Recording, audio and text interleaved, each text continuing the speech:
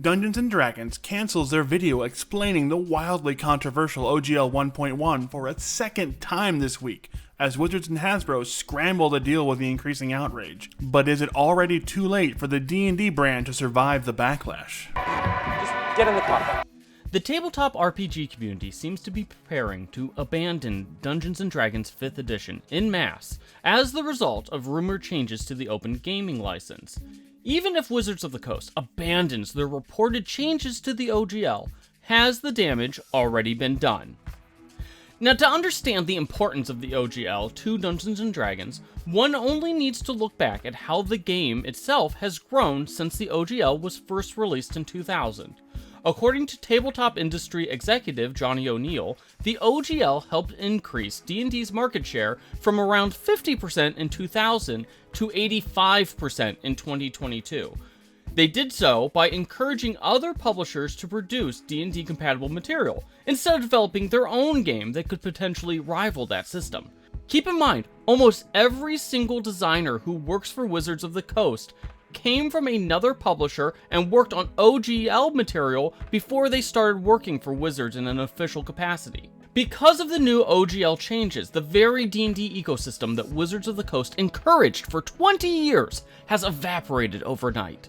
In addition to Kobold Press and MCDM Productions both announcing their plans to develop their own game systems in the near future, Frog God Games has also now come out and announced plans to wean themselves off of OGL content and instead support the game systems that will continue to exist under their own open licenses.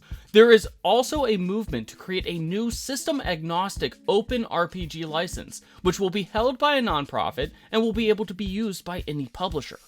This new open RPG license will be an RPG equivalent to something like Linux, held by an independent open source community organization. This open RPG license is being worked on by the actual lawyers who created the original OGL, and would totally end reliance on the OGL owned by Wizards of the Coast. Meanwhile, fan goodwill has evaporated around Dungeons & Dragons quickly.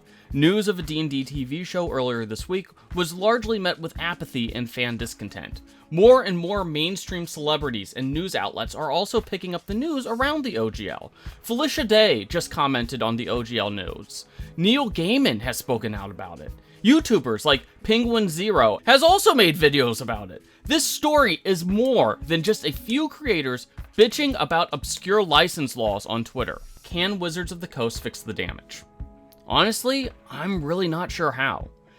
Even if Hasbro comes out and says that they're not going to mess with the current OGL, the damage has already been done to the D&D ecosystem.